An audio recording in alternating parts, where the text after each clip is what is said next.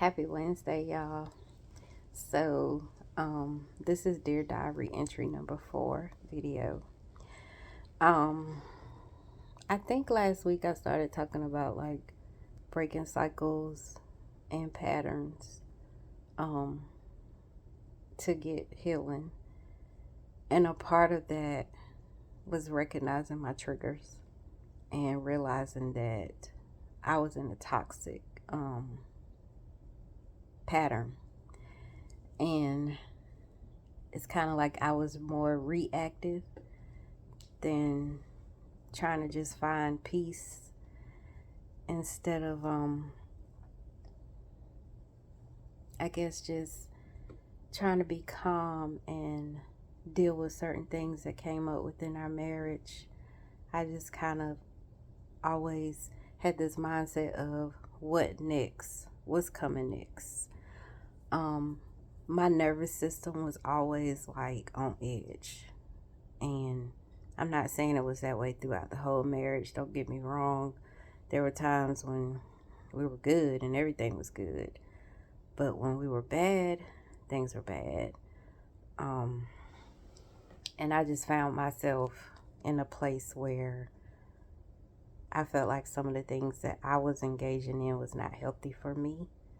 um my mindset wasn't in a good place sometimes, and I say that to say that no matter what I did or tried to do to fix things, it's like it would be good for a while and then go right back to the same thing. It was no consistency.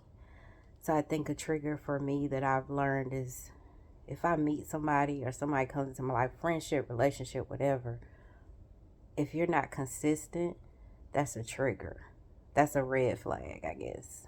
Um, and I get it. People got lives, all of that, but I feel like if a person really wants something to work, they're going to be consistent with their effort. They're going to make an effort. They're going to show up. And when you show me inconsistencies, it's like, do you really want this or no? Um, so I had to recognize my triggers, and I had to like really do some deep work within myself because I had to realize I was toxic too. It wasn't just my ex. Um, a lot of times I would go off and just be upset for things, or just I would bring a lot of stuff home from work or just my day not going right, and I wasn't always in a good space. So I guess that also could cause some changes within your person or whatever. But anyway, also I think a trigger for me is just like infidelity. Um, there was a lot of infidelities within my marriage. A lot of times I had to forgive, and I felt like I had to forgive, and I did that because, as I said before, I wanted to keep my family together. I wanted something different. I didn't just want to up and leave, because when you have a piece of paper, it's more than a piece of paper. It's for life. It's marriage. And it just got to a place where it wasn't healthy. And I had to realize that sometimes I played into that. I played into that cycle of we make up, here comes another blow up, here comes another woman I find out about, another one. It's like it was a cycle. And the only way that I could break it was to remove myself, I felt like. We did try couples counseling, like I said before. I recommend that for anybody, but we only did one session and then it stopped. Of course, if you know anything about therapy, it has to be consistent.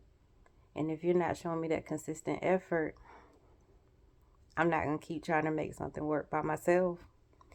So, recognizing your triggers is very important before you get into any relationship or anything. Um, because you want to make sure you heal those triggers, because you don't want to make the other person pay for what you went through or what you haven't healed. So, that's just my spiel for today. But anyway, see you guys next week. I've gotten some good feedback about this. Not a lot, but hopefully it'll get to the right people because I guess I just want to share my story to help somebody else who may be silently struggling with something they're going through within their marriage or at a breaking point or at a place of what do I do? So, anyway, talk to y'all later.